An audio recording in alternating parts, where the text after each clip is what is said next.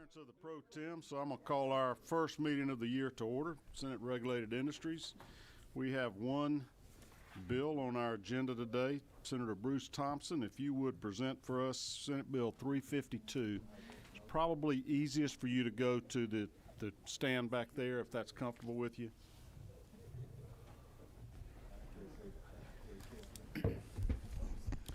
Only have a couple of people signed up to speak, but we put the sheet out a little late. Anybody else wants to speak, come catch Amanda here or Cindy and let them know.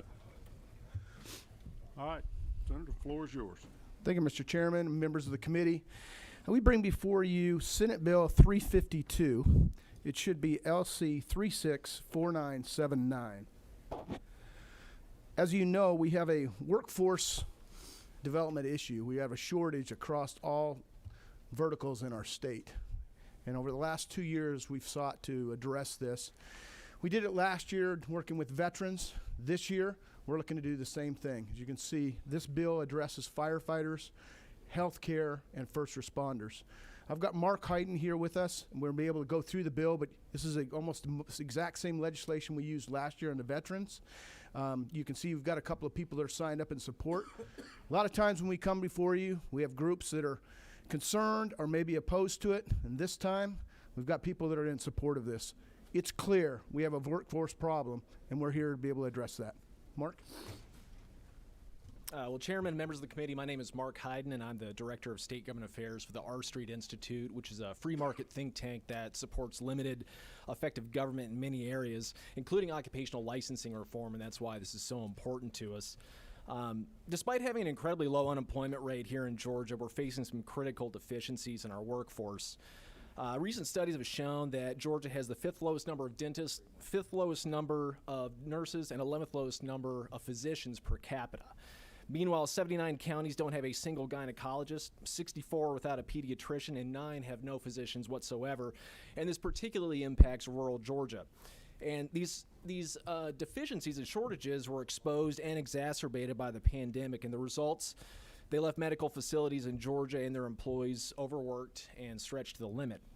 Similarly, public safety is also facing a harrowing set of issues.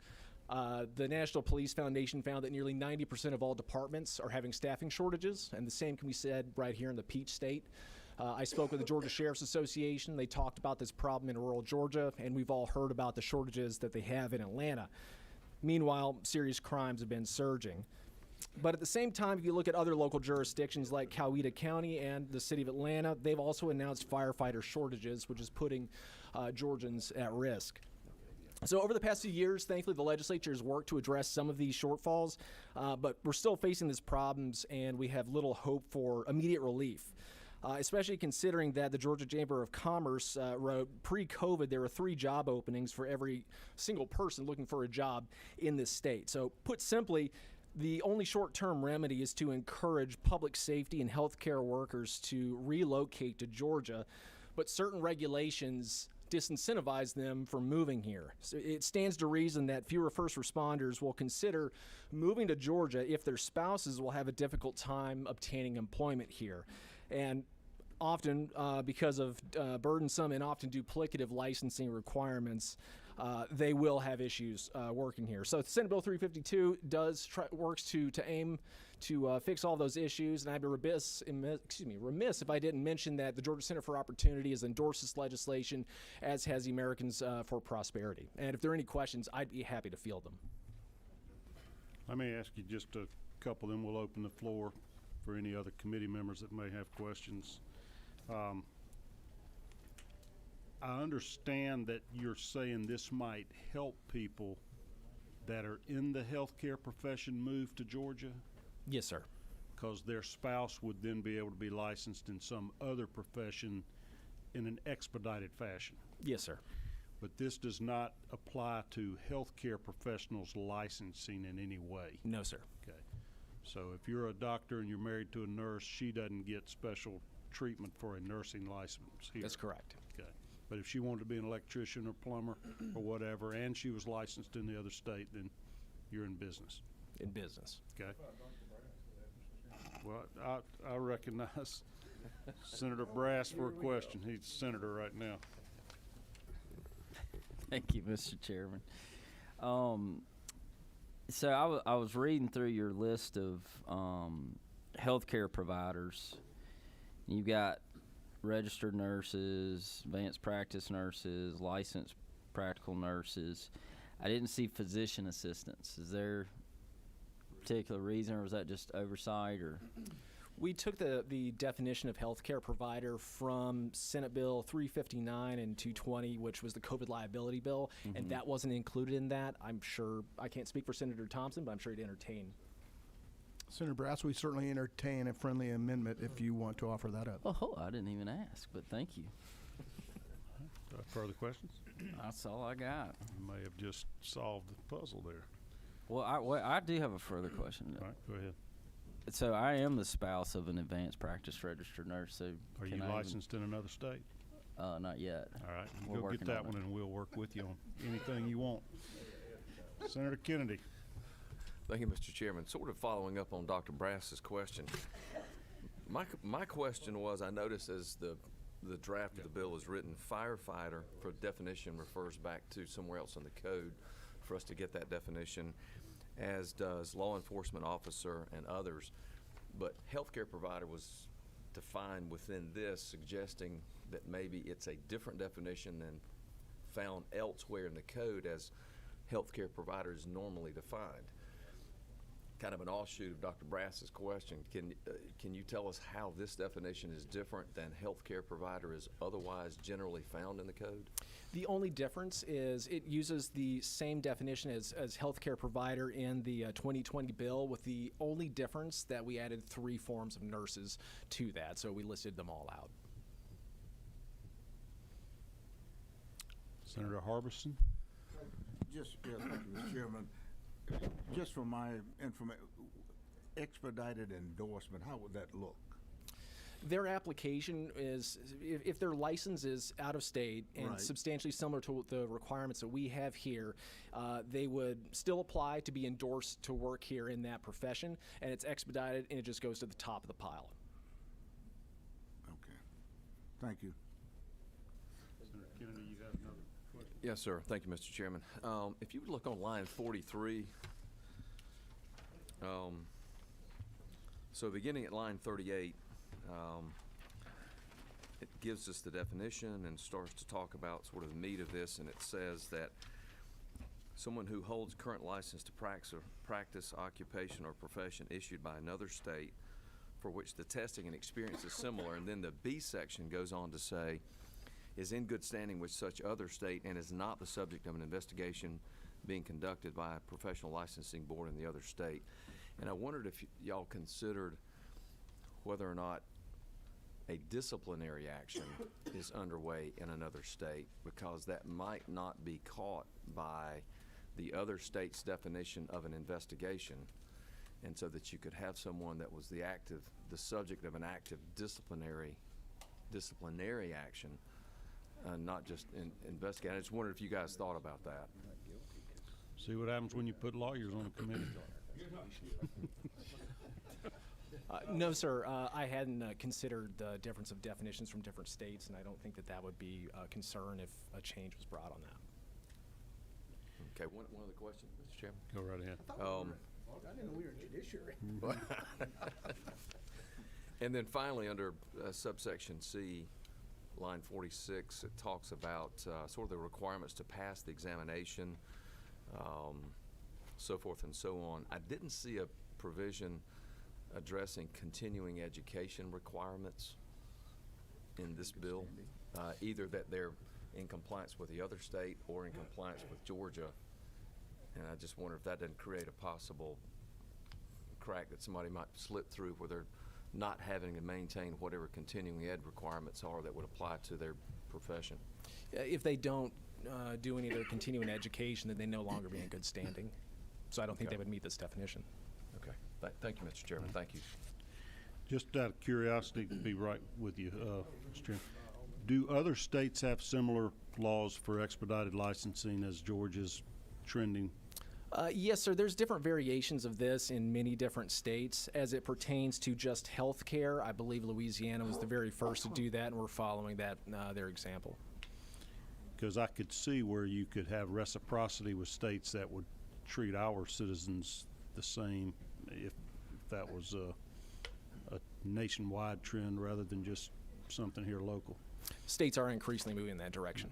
Chairman Mullis. Yes, Mr. Chairman, thank you so much. And thank you It's for my bringing this pleasure. to us because we are short in many important roles in our state. Thank you. But I think there's something that isn't very pertinent to this, and that is Section 2, subsection 3, line 75. Could you explain that one?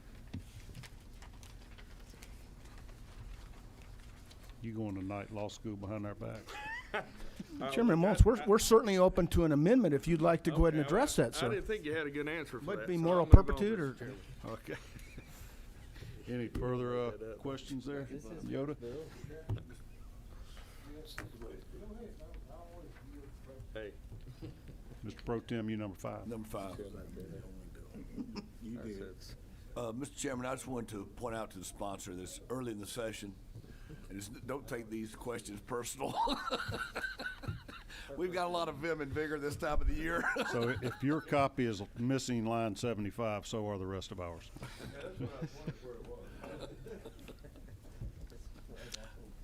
Senator Tippins, question? Thank you, Mr. Chairman. I agree with the intent of the bill. I think maybe under our definition of health care provider, starting on line 16, the classifications may be a little bit broad if we're giving special considerations of the state to spouses of massage therapists, physical therapists, marriage and family therapists, athletic trainers. To me, those are not the emergency workers that we're talking about needing. And I think we as a committee ought to look at that and see if all of these need to be included. If the committee thinks they do, then that's fine. But I don't know that that's where the public senses and the industry would reflect that the real deficiencies are in unfilled positions. So I'd suggest that you look at that and maybe trim it back to more medical care providers. But Mr. Chairman, I appreciate that. I think if you look at the state that we're in right now, and I don't mean the state of Georgia, the state of the economy, there's not a vertical that does not have a shortage. I mean, if you look at a company like Massage Envy that reached out to me, they can't get enough massage therapists that have come in, they're licensed practitioners. So every single vertical you have, whether it be the restaurants, truck drivers, or the people who are listing here, none of them have an abundance of people waiting. So we're just trying to address this holistically. I don't disagree with that, but if you go along that same line of logic, I don't know of any business in the state that's not short of workers, and so why just limit it to these? If you're going to give reciprocity, do it to any spouse of any worker in the shortage industry that's there. I mean, to me, that's the logical extension of it. I understand, but I don't know of any businesses that don't have shortages. So if you're going to incentivize people to come work in the state of Georgia, then widen it out. Why just limit it to these? Mr. Chairman, I appreciate that. And I don't disagree, but as you know, we need to take a small bite at a time. We did this with military individuals last year with passing it as we continue to work on what we can work on, and I think this is a good shot at that. As I say, so. I agree with the sense of the bill, but I'm not sure that you give special treatment just to one group of people when the economy as a whole. I mean, last statistic I saw and heard is we have over 200,000 jobs in the state of Georgia that are not filled. So if we need to incentivize people to come to the state of Georgia, I think we ought to, if we're going to open it to this wider range, why not open it across the board and get the people in the state of Georgia we need? You want to address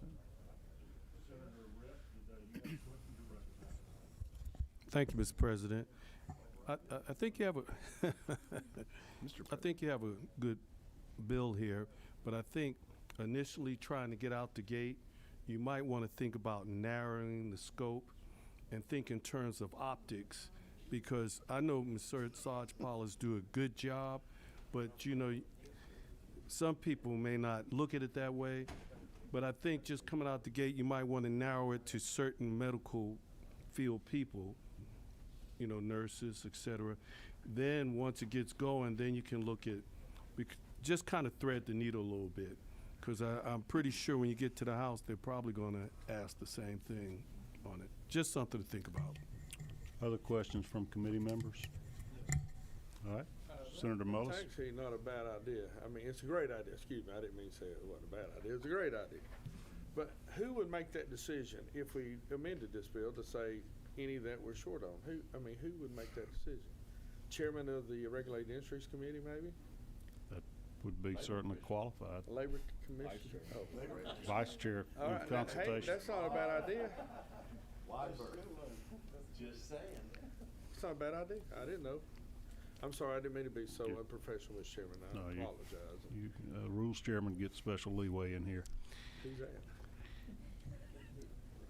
Thank you for giving us your insights on that. I have Austin Hackney also signed up from the Home Builders Association to speak to the bill.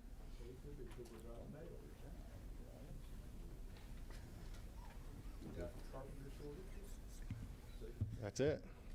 Thank you, Mr. Chairman and members of the committee. My name's Austin Hackney, here representing the Home Builders Association of Georgia. And, while this bill provides for expedited licenses for the spouses of our first responders, I guess that makes me here representing the spouses. So thank you for the opportunity. As has been mentioned, there are plenty of industries who are short of workers, and I'll give you a couple statistics from the U.S. Department of Labor. The construction industry in 2020 employed 205,000 Georgians. We expect the need at the end of this year to be up to 231,000 Georgians, and so there is a gap there, and we are looking for ways to fill that gap. This bill seems to move the needle on expediting some of the licensure, which is a little bit of a hurdle for filling those roles. So anything that you guys as our General Assembly can do to push that forward, we appreciate, and we fully support this Senate bill in front of you today. All right, let me ask you this then. I mean, you're giving these people preference over other Georgians that might be attempting to get licensed in the building trade. That's a great point, and we also recognize the author of this bill has another great bill that would look with a study committee at occupational licenses across the board, and we support that bill as well. Okay, because a lot of these licenses are, they're to protect the public, but also to protect the professions that issue the license from, other people in there. And it just seems like you're inviting competition to come in from out of states to have preference over Georgia citizens in getting licensed in the home building profession, the sub-trades of that. That's a great point. And Mr. Chairman, I think like you, we support the free market economy and welcome competition, and I think we need the help enough that we can invite some of those competitors to Georgia. All right. Other committee members with questions? Senator Albers. Thank you, Mr. Chairman. Apologize for my tardiness. We were stuck in another committee meeting. Thank you. It's my pleasure, Mr. Chairman. My secretary made note of it. Write that down. That's your job. I wanted to make a quick comment about based on the testimony, if I could. Hey, order in the court here. I think what we were saying, if I'm not correct, and this gets back to the bill's author, is today we do make very special exemptions, and yes, we hold those who serve us, both in the military and as first responders, healthcare workers, on a little bit of a pedestal, because they're doing work that most others won't, and without them, none of us get to do the rest of the things we want to do. So if we use that as our platform, and the same thing is done in so many other areas of government, we do it for people to give them preferences for hiring of jobs in the private sector and the public sector. And we do the same thing by giving people discounts in stores and opportunities to cut lines. Why would we not use the same methodology to say that we care about these people and care about their families, just the same we do in every other part of government? That would be a yes. Yes. Would you support Yes. this if it did not include the firefighters? Just curious. Enough said. Anybody else got questions? Any other committee members got questions? Okay. Thank you. Thank you very much for being with us. Anna Adams, Georgia Hospital Association.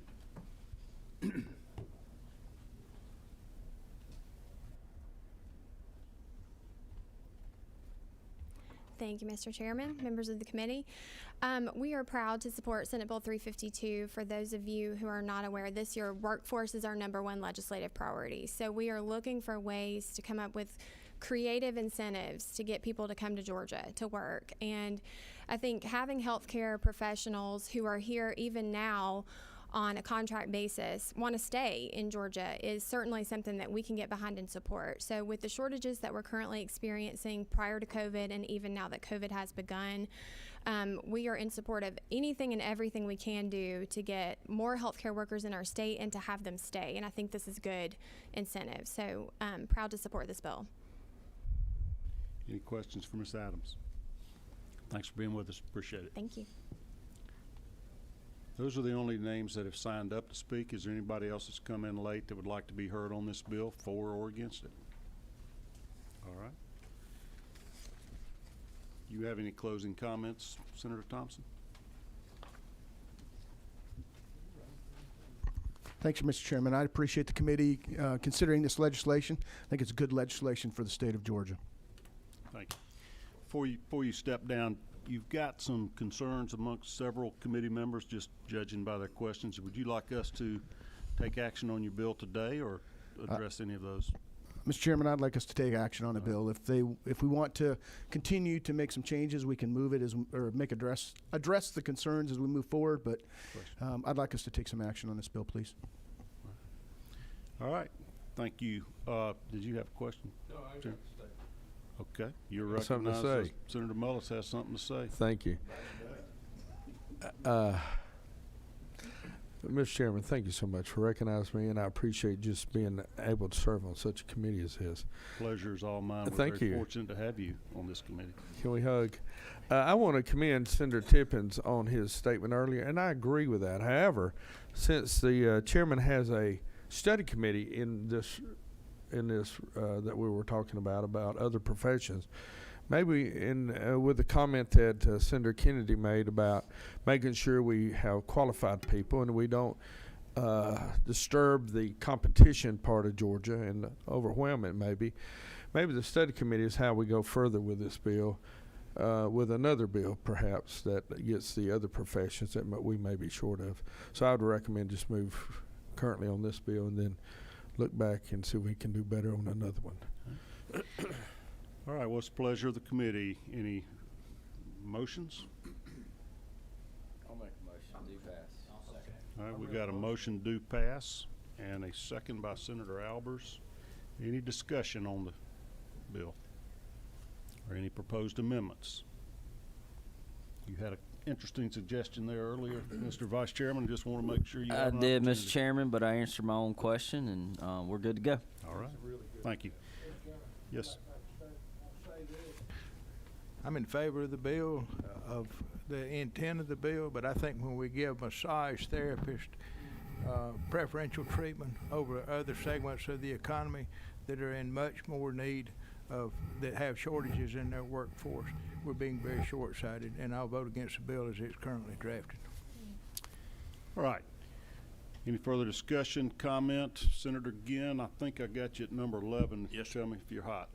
Yes, sir. Thank you. Sydney, I am curious, Sydney, would it be the will of the committee to maybe have the labor commissioner to make those decisions on, here's the fields that we see that we could do this?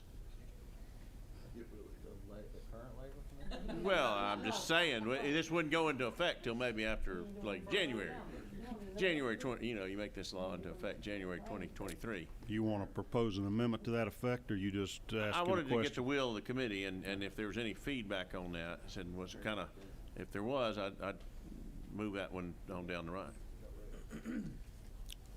I would support that. Senator Rhett has a comment, and then the pro tem might weigh in. I yield to the pro tem first. I don't know. I'm sorry, I didn't. I yield first to the pro tem. Oh, Then very I'll well. vote. Senator Miller. I would support Senator Ginn's amendment. That the future labor commissioner would have some input on what those fields would be, what those areas of need would be. Mr. Chairman, would it be appropriate that we have legislative counsel to assist us in making the aforementioned? I'll tell you, that's one reason we have a committee rule to present amendments 24 hours in advance, because you're talking about something relatively complex that can't really be done properly on the fly. Could we do this at our next meeting and hold the bill? We can, but there's a motion pending right now. If it passes, it's too late. Motion to table is always in order, I That would understand. be in order. I thought you were, I was- didn't know I you was made headed that way, motion. sir. Right. Feel free. I'd like to move to table. Is there a second? Second. Second by Senator Tippins. Any discussion on the motion to table? All right, all in favor of tabling this bill for further consideration of Senator Ginn's proposed amendment and drafting of it, vote aye. All opposed? I better get a count there. Let's go back to all in favor, raise your hand so we can make sure we know who's who. Ayes. This is a vote to table the bill. I thought you were waffling for 1 week. We're just tabling until Thursday, right? We have a meeting Thursday? Table until the committee calls it back up. Yeah. All opposed, raise your hand. So we got 5-4 or 5-5? All right. Your motion fails. All right, so the motion do pass is on the table. I mean, not, excuse me, it's for further discussion. All right, all in discussion, Senator Kennedy. Mr. Chairman, would it be out of order or too late to offer the language with regard to disciplinary proceeding that I think I understood the author and the witness to be in favor of? It's not too late. In fact, now's the appropriate time if Okay. you're going to propose amendments before we vote. If I may, Mr. Chairman, I would propose that on line 43, after the word investigation, add the word or disciplinary proceeding. If I may, Mr. Chairman, as the author senator, does that sound okay with you? I'd like your opinion on that, please. To the judiciary, yes. No, I approve of that. I mean, that is a friendly amendment, and we agree with that. Yes, Okay. sir. Thank you. All right, so the amendment would be on line 43 at the end of that line to put a comma and include or disciplinary proceeding, comma, being conducted by a professional licensing board or other board in such other state. Is there a second for Senator Kennedy's amendment? Second by Senator Ginn? All right.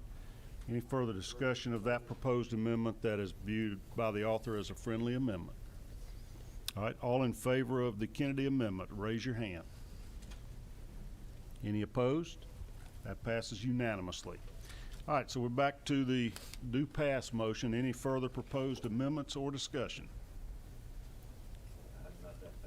All right, all in favor of the motion do pass, raise your right hand. This is, I guess need some guidance. Is this by committee substitute now that we're amended?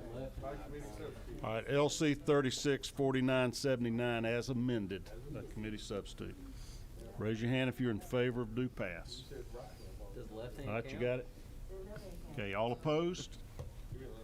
Got one no. Thank you, There Mr. go, Chairman. bill Members, passes. You'll be headed on to the Rules Committee. thank you, Mr. Chairman, and members of the committee, and thank you, Senator Kennedy, for that amendment. Yes, Senator, again, you're recognized. If I could, I'd suggest the author might want to look at an amendment on the floor. Said that would make his bill a little better. Always an option, always an option. Senator Rett. I voted in favor of the bill, but I think you should still consider trying to narrow the scope coming out the gate of which people that are eligible for this, because the more people you have, the slimmer the scope is, the better chance you probably have of getting it not only through the Senate but also through the House. You have to think of optics. I know massage therapists do a good job, but sometimes certain words conjure certain thoughts, and then but that's all. I'm just giving you a friendly suggestion to think about. I'll leave that alone. All right, okay. Let's have a little order. All right, as we've got a tradition in this committee. We like to give a little heads up what's coming next. This bill, we just knew it was going to be complicated like this and have so much conversation. We want to go ahead and deal with it early before we get into some of the other more controversial issues as we go. I am going to do one of two things on Thursday's meeting. After I talk to Senator Rahman, we're going to decide we may have hearings on, he has a couple of marijuana-related bills, SB 263 and SB 264. If he has interest in proceeding with those, he also has Senate Resolution 165. They're all related to marijuana, and I am considering letting him be heard on those issues as we're hearing some further conversation in those subject matters. If he is not interested in proceeding, then I have had a lot of individuals contact me about how we are going to provide power to these electric vehicles that are coming online now, particularly with the Rivian plant going in down in Social Circle, Georgia. I am intrigued by this, that we've had so much conversation in the past here, last 2 or 3 years, about broadband. And we recognize that we didn't set appropriate infrastructure up or sort of the architecture for the provision of broadband services to the state until the cat was out of the bag, so to speak, and we had the Territorial Distribution Act and other obstacles and problems. It seems to me we are at a time where we could get this right in a way that is fair to all the competitors in the market, to the users of electric vehicles, and the citizens of Georgia. So I've reached out to the EMCs, to Georgia Power, to a group of convenience stores that are going to be putting charging stations, and I'm going to invite them to please present, just for information only, how the system is working now, what the different stakeholders may envision for the future, any proposed solutions or legislative action that may need to be done. And we may be still years early, or it may be now's the time that we need to act to make sure that we provide power to these electric vehicles throughout the state of Georgia as they become more prevalent means of transportation. So I just want to tell you that's something that we're going to be taking a look at as we go forward. And any of you stakeholders that would like to make a presentation, please contact Cindy West in my office and let her know. And I'm not talking about a 2-hour, deal, but just enough to help teach us the basics so we can know what to be on the lookout for. Is some rumors or rumblings that there may be legislation coming in either House or the Senate. I don't want us to be at the 3rd grade level when we get a college level presentation. So let's help bring us along so we know what we're doing. Senator Mullis, you look like the cat that ate that canary. I thought the same thing. Huh? Well, Mr. Chairman, I don't know if I like that 3rd grade level part, but let me commend you for putting Georgia at the forefront and maybe being early in this, since we do have a large company coming. And how do we make sure electric vehicles that I will never own, but many others will, be able to get charged? Because I think that's going to be an important competitive edge for our economy as we go forward. So let me take my hat off to you and congratulate you. I have such a so forward-thinking much guy. Our Love Fest today. I hope we can keep this joy, love, and happiness going throughout the session. All right, with that, we will have an agenda posted tomorrow to let you know we are adjourned, and everybody move on to your next meetings.